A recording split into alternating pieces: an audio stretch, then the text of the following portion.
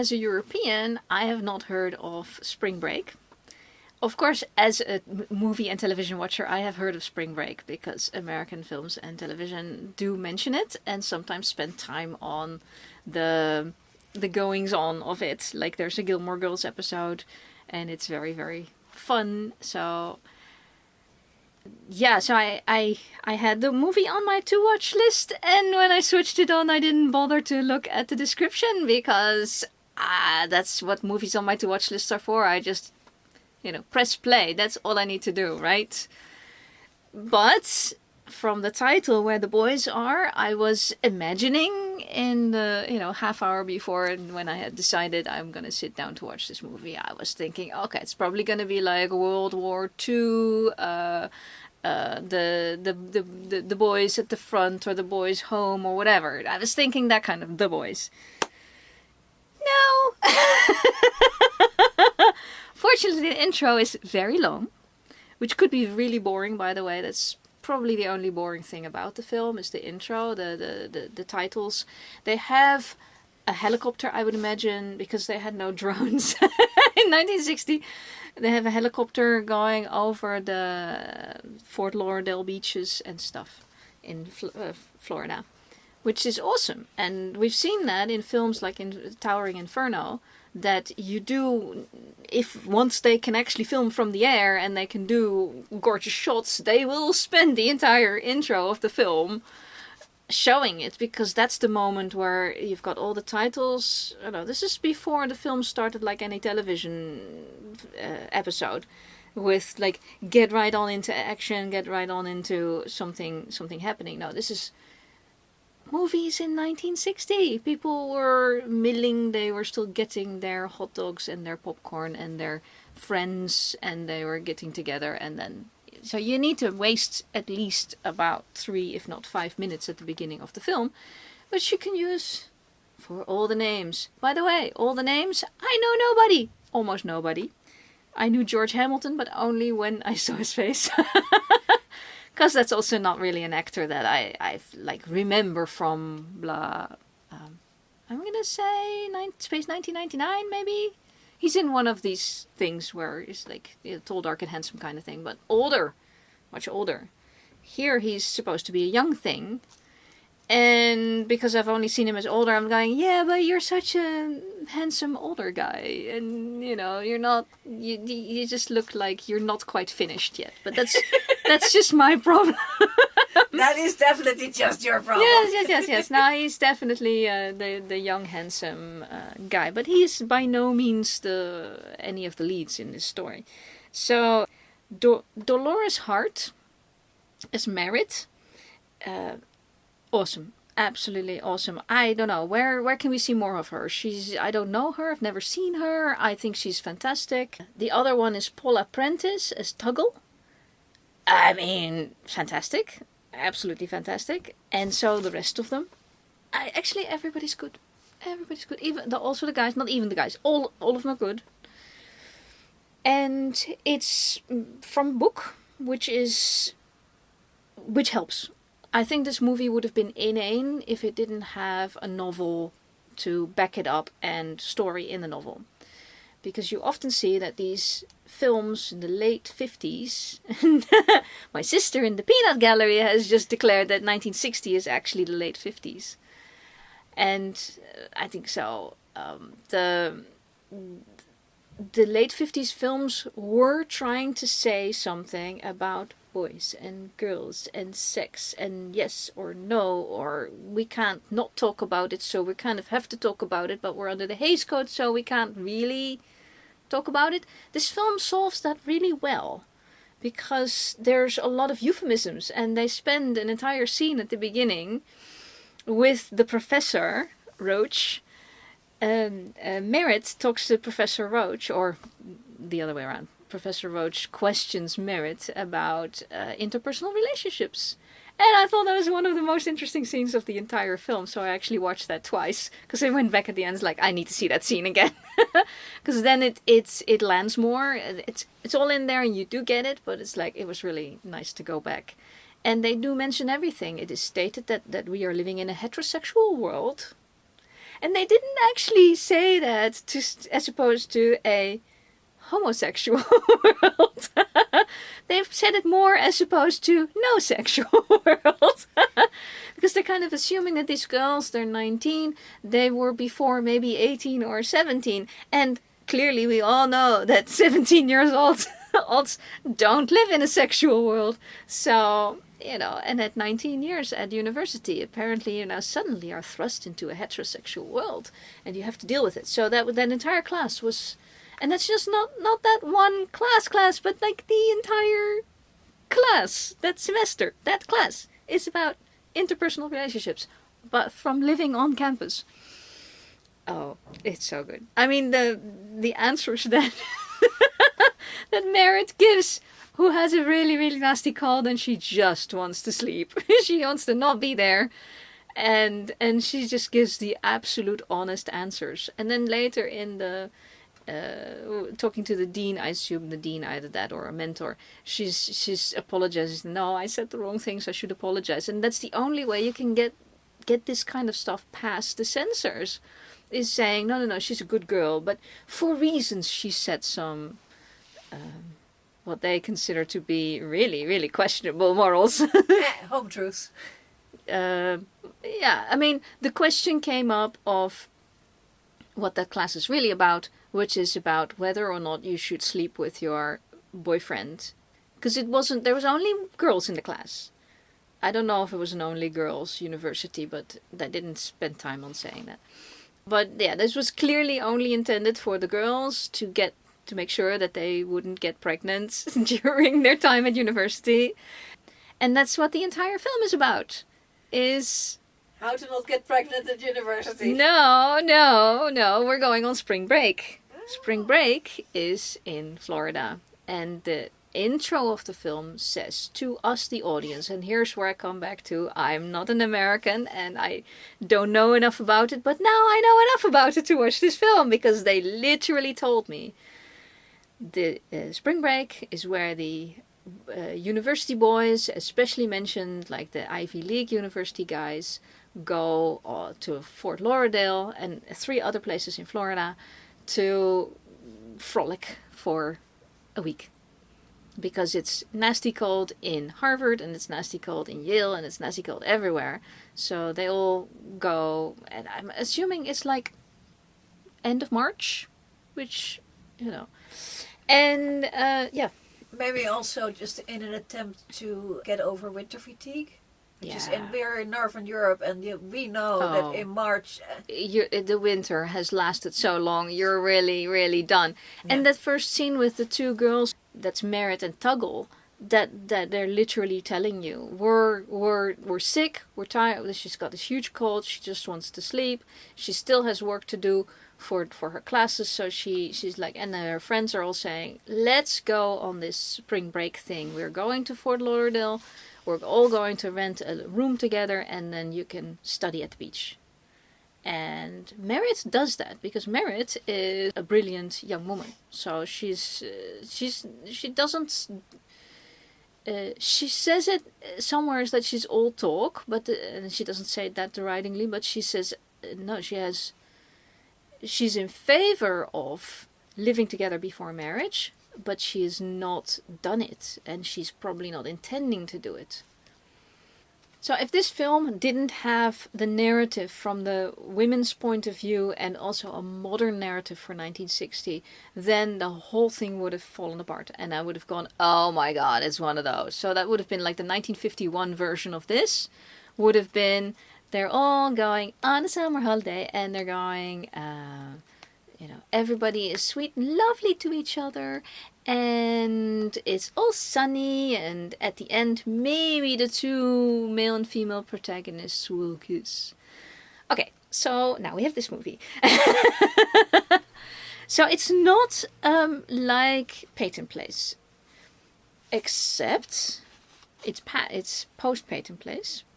It's post that other film that I also reviewed at one point, which was literally about a young boy and an 18-year-old boy and an 18-year-old girl, and they're like, what do we do? We're still in high school. Can we kiss? Can we go further than kissing, etc., etc. And this, they're not in high school, they're in university. So the subtext, which is screaming at you and nobody says it, is that all these women need to get married. There is no other option in life here, not even for super high achieving Merritt, who has the potential to get a PhD and become like a high-end something or other in some form of academia or science. And that's not all in the cards. I think Merritt thinks it's in the cards. I think she does want to do that, and I give her a chance, because in 5 years we've got women's lib, and in 10 years we've got the 70s. Yeah, but she's not to know that in 1960. No, and she may already have 2 babies at that point, so then she's going to have to go at it from that direction. But she could still go back to school, but I don't think she's going to. As it is now, as 1960, this film is projecting me, she is not going to be doing a PhD. Because in this 1 week that they're there, and all the fun and the frolic you will watch, it's worth watching. So I will skip all that. In this 1 week there, we've got 4 protagonist women, and they are all trying to get a guy, and they are all going to get a guy or have problems with a guy. And Merritt, of course, gets the wonderful George Hamilton. He comes with a mansion and a very, very large trust fund. So she's going to be fine. And I think that's the dream. I think that's what the film is saying to the American youth at that point, is if you're, because she does not have sex with him. There's, and that's a big discussion that's keep continuously going on. Because these women are going to a place where all the men are, and that's what the intro of the film tells us specifically. All the students, and they do mean, what they really try to say is the higher levels, like the seniors, are all the guys, and they're all doing this spring break. So if you want to score in your first couple of years of university, you want to score a guy who's going to have a degree, and he's going to be in Yale, he's going to be in Harvard, whatever, then you go there now and you pick up a guy. This is literally, so that's where the boys are. Only one of the women in this group is actually, that's her aim.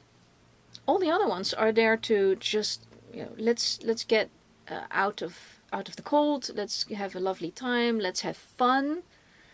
But even halfway through the week, it's already clear that there's wedding bells in these women's minds about the guys that they're dating at that point. That is going to be the long-term plan, even if it's maybe not for the short term. It's definitely the long-term plan. Yeah. And the discussions between Merritt and, let me check.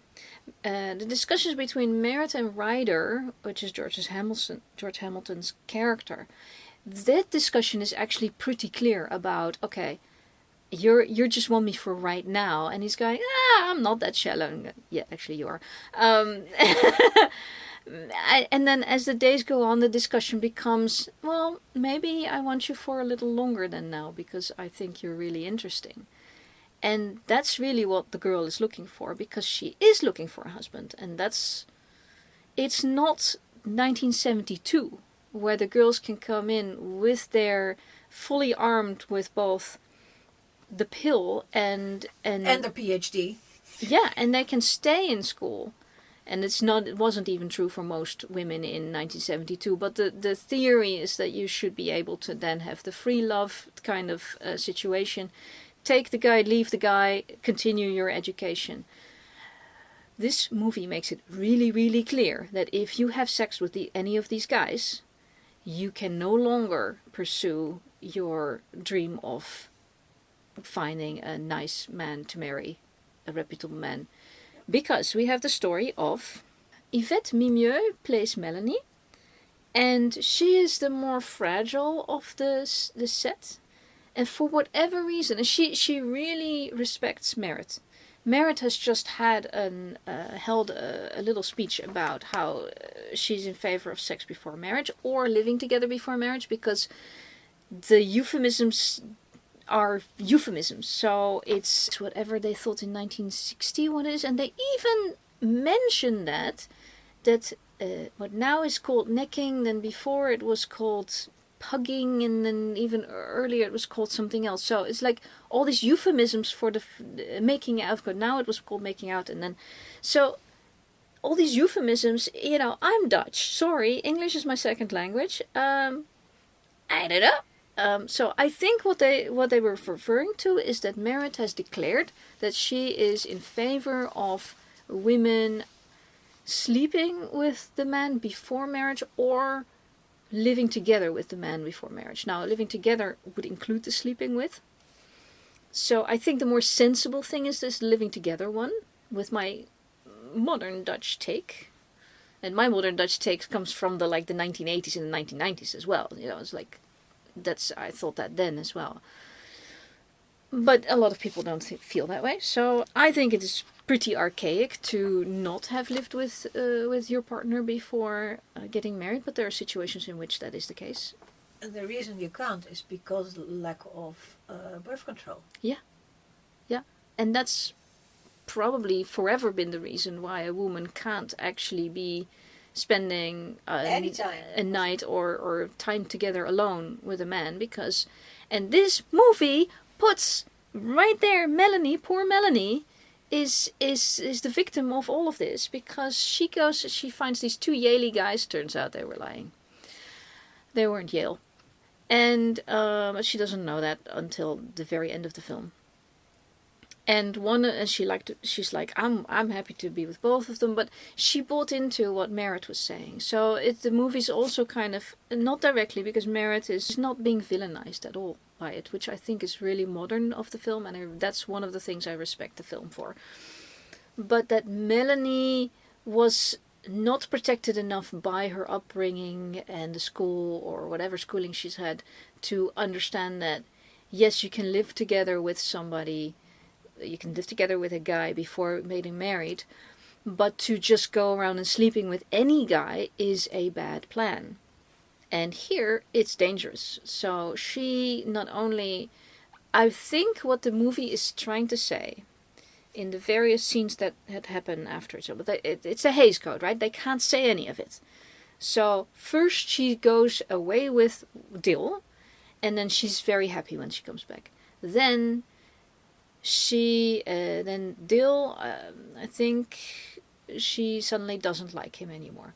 And then she goes out with his buddy, and then she's really happy with the buddy, and he wants her to meet her, and he wants her to try smoking, he wants her to drink more, and he wants her to meet him in a motel. And in the end, she meets him in a motel room, and then he doesn't come in, but his friend Dill comes in, and then we have a disaster. So I think she had sex with one of them, possibly of her own free will, possibly with a little coercion, and then there was going to be a situation where she felt really unhappy with Dill, so he may have tried something that she didn't want, or succeeded to get something she didn't want, and then she was definitely raped by Dill. And so all the friends need to go pick her up. They take her to the doctor. They get everybody in, and it's basically everybody saying, "Oh, she'll be fine. She'll be fine." The movie can't really make that happen. So at the end, she is. I mean, we only have a week, and this is quite a storyline for Mel. So this is the end of the week, and she's not fine. She is she's fallen apart.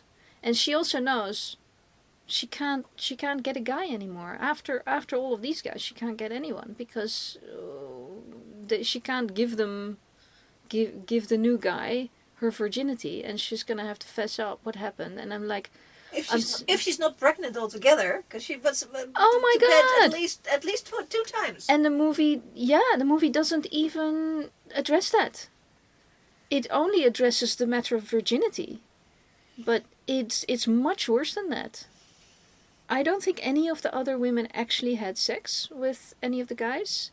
2 of them, Merritt and Tuggle, for sure didn't, because that's part of the storyline. And it worked out that they didn't. In the case of Merritt, is that Ryder takes her more seriously because she's like, nope, this kissing, and we stop after kissing. And she has to continuously set that line. I think that is actually a good message to send to the 1960 young women who are watching it. It's like, it's not that you have to set the line, it's that you're going to have to set the line many times, or every single time, because they're going to try every single way. And I was a 19-year-old once too. So they will say anything to try to get you to do the thing, and they will promise anything. Two of these guys promised stuff, or kind of let her think that they were promising marriage. And unfortunately, these young women are sent in with like, I'm looking for a guy to marry. Why are you looking for a guy to marry in like 20,000 men who just want to drink and frolic? That is not a good place to look for a husband. Yeah. And then we've got some diversity, not very diverse, but we've got some neurodiversity in TV. TV is a guy who wants to work for TV. And he is clearly different. He also interacts differently with people, but he is more of the hyper type. And Tuggle likes him. She likes the quirkiness. She's into it. She's like, yeah. But then he's looking at this other woman, and he treats Tuggle like crap, like trash, like yesterday's laundry. And I'm like, walk away, girl, walk away. So the fact that the message of this film with her storyline is that, and then you just talk it out, and then he comes to his senses, and then he sees how wonderful she is. That's lovely, but that's fiction. I think because he's gonna walk away. Then she marries him, and in 1965 he's gonna walk away because he's gonna be stepping out with somebody, and he ignored her for an entire evening, because there was this woman with gazongas and blonde hair. Oh my God, that he could never get, by the way. So it's not even that. It's just, and he completely ignored her and treated her like crap. So as much as she likes TV, I'm like, I don't like TV. You're better than that. You really dump him now, please. Yeah, so. Or future plan in 1960, you wouldn't know that, but if you get him, have a bunch of kids with him, divorce him in 1970? Yeah. And then have a bunch of maybe very smart kids? Yeah. She's smart, he's smart, there should be smart kids out of that. Yeah. Well, that's Merritt's storyline, so that's not the... Tuggle isn't stupid. I mean, she's smart. It's going to be a storyline always for these girls who go to higher universities, meeting guys who go to higher universities. Yeah. It's smart meeting smarts. You want to make more smarts. Yeah, there's clearly no dunces there. And that's possibly the saving grace of this entire grouping of people. It's like, okay, if you want a smart guy. Now that, I think, is something to go for. If you just want I want an Ivy Leaguer because I get status, and he's gonna get he's gonna get the top job. Yeah, but he's gonna treat you like garbage, like laundry. No. So it's up and down, but I think this movie is actually really interesting, and I had a lovely time watching it. So it's a really good movie just for the watching. But I also think that the topics and how they present the women, and all the girls are just so real. They're like actual people. Thank you. We've got Angie, that I don't have the whoever the actress is. She's a singer, but you don't know that when it starts. So, and everybody's she's mainly saying that she's not beautiful. And people aren't really contradicting her. But she's not blonde, and she doesn't have like the little round heart-shaped face. Fine, okay, but she's not ugly. So it's just a question of what people think at that time. But so what she does, she goes after a guy who is in the band, is leader of a band, and then she feels unseen by everybody. And the guy has super thick glasses. And that storyline, I'm just gonna skip. It was not... Whatever. But her sense of self is, I need to be seen by people. I need to be seen by the guy. And she wants the guy. She wants a guy, but in this case, this guy. And it turns out she can sing really well. So I think, in the theory, in the meta, that is going to work out. And it's going to be lovely. I think the idea of she is supposed to be ugly, which I don't think she was, and therefore she should get a guy that can't really see her in order to be happy. No, let's not do that. And then with the thick glasses, I always have to think about Marilyn Monroe. Yeah, Marilyn Monroe for the win for the glasses. That was, oh my god, that was so good. Her going straight into that wall. Yes. And they made the point in that movie way better than they make here, because it is a very pretty girl that thinks she's ugly, but it really isn't. And then she meets a guy who is not very pretty at all. Yeah. And he's happy to say the truth to her. She's a very pretty girl. Yes. And he keeps saying how beautiful she is. Well, she's Marilyn Monroe. And Angie may not be Marilyn Monroe, but she could sing really well. And she looks great, and she is just fun. And I mean, come on, not everybody has to be Marilyn Monroe in order to be able to get a man. That's ridiculous. Yeah, and I think the mistake that this the setup and the society at large is making, that they're putting all their eggs in that one event of the spring break, whereas in earlier days, like 1910, the idea was that you had a school of boys and a school of girls, and every Saturday there would be a mixer. No. And so they would be meeting each other, and then they're meeting the other school, and then the third school, and they would meeting each other so you can try... you can start learning each other, because a week, putting all your eggs and all your future plans in for a week. Yeah, it's insane. And then it's assuming that you meet the person at day 1 of that week, then you have a week. Yeah. But what if you meet it at day 5? Then you have 2 days. And what if one of, several times the girl says, this is actually not, I don't actually, no, it's not working out. Okay, then you've spent a week. Yeah. And you've now had some experience, but this was not the guy, so you've still coming home empty-handed. And you're gonna have to go again next year. Yeah. So, but I think it's best to come home without somebody for like the first 3 or 4 years of your university, so that you can actually finish your bloody university. Yeah, that also, but you should be going to a mixer every week. That's why in the Netherlands, certainly in this time, they had sororities and they had mixers, and famously mothers and fathers here present, of the people here present, did meet at a sorority and mixer. that's a reasonable time to meet as well in your university years. And then you have a time to keep meeting for many years. Oh, what you're studying. Oh, I'm in first year. Oh, then I'm in second year. And you can grow together. Yeah.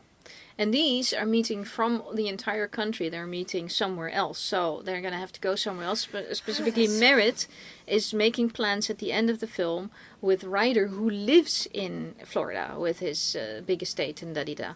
So she's going to have to travel to Florida. And we know there was somewhere where there was snow in March. So, so that's the northern states somewhere. Vermont. Yeah. So... I think this is a very interesting film. I had never heard of it. I would highly recommend it because of good writing. All the actresses are excellent. There is shenanigans if you like your slapstick. There is about 5 minutes of slapstick and a large pool. I think maybe the pool thing is required after we have the university days of George Bailey, but it works, and it does give a little bit of an insight. They proclaim what is happening and why it is, because clearly even in 1960 the entirety of the American public didn't know about spring break, didn't know about what was going on in Fort Lauderdale at the time. Only for the spring break, because they do say that. The rest of the time it's a sleepy town. and for like historical concepts of what young women were dealing with in society at the time and the morals that Professor Roach, I mean, how archaic can you get? And the girls just have to deal with the bullshit that this class is teaching them. But at least they're getting lessons. It was interesting that they actually made a text, yeah, because she's like, in the text it says that, you know, in the heterosexual society. Like, but at least okay. they're talking about it because at the moment they're not. Yeah. And that's also bad. Yeah. Yeah. You know? Yeah, but only for the girls who managed to go to the universities. Sure. Yeah. Yes. And so there's nothing but heterosexuality, even unintentional, as they didn't use the term and how we use it now. But there are also no people of color, like zero, like none. There are none. They don't exist in this world. Yeah. Okay. Yeah. Yeah. So, but we know now from Dirty Dancing that, for instance, the Jewish society had their own summer camps. And they were doing their own thing. The summer resorts, they did that on purpose because they weren't allowed in these. Yeah, but the Fort Lauderdale people all doing the same thing. They want to have the young men meeting a certain crowd and not another crowd. Yes. So no black people of color, no Jewish people, no... Exactly. No. Yeah. Stay with like kind.